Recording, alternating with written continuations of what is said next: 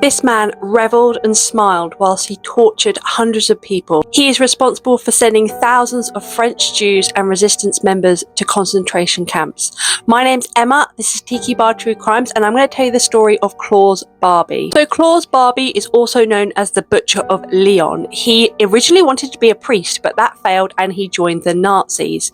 He swiftly rose the ranks due to his ruthless nature.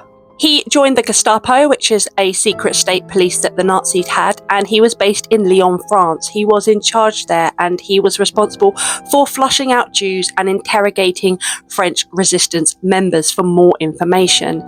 He revelled in torture. He enjoyed inflicting pain and humiliation on people. Favourite tools of torture were chair legs, truncheons, as well as cold baths, boiling water, and hanging people upside down. We have statements from individuals that survived his torture. A lady called Lise Lever. She was part of the French resistance and she was tortured by him for 9 days. He pulled her by her legs under freezing water, beat her with a club. He placed her in a cell. They would pass by her with tortured bodies. Some of them they threw on the floor, and Klaus Barbie would turn their head with the point of his boot. And if he thought they looked like a Jew, he would crush their head with his heel.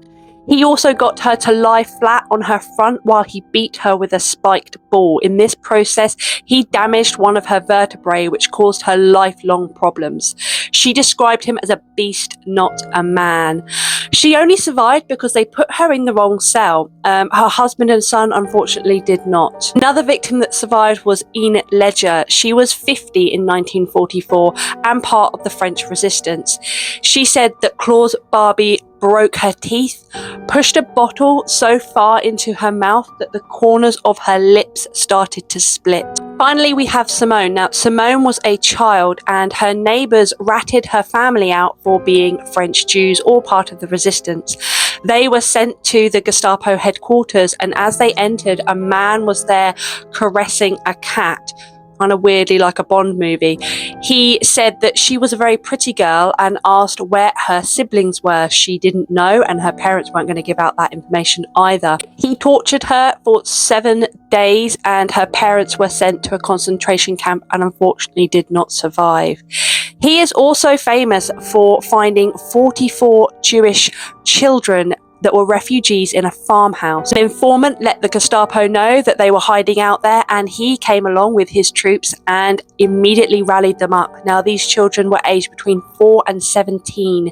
They were immediately put into cattle carts along with some of the adults that were helping them and sent to concentration camps. As they drove away, the residents said they could hear them singing a French patriotic song. When World War II ended, he fled and he escaped to South America, where he lived for quite some time. He was eventually discovered, brought to trial, and convicted 177 counts against humanity. He was convicted and sent to life imprisonment. However, by this time I read that he was 73 years old and he actually only spent 4 years in prison before he died.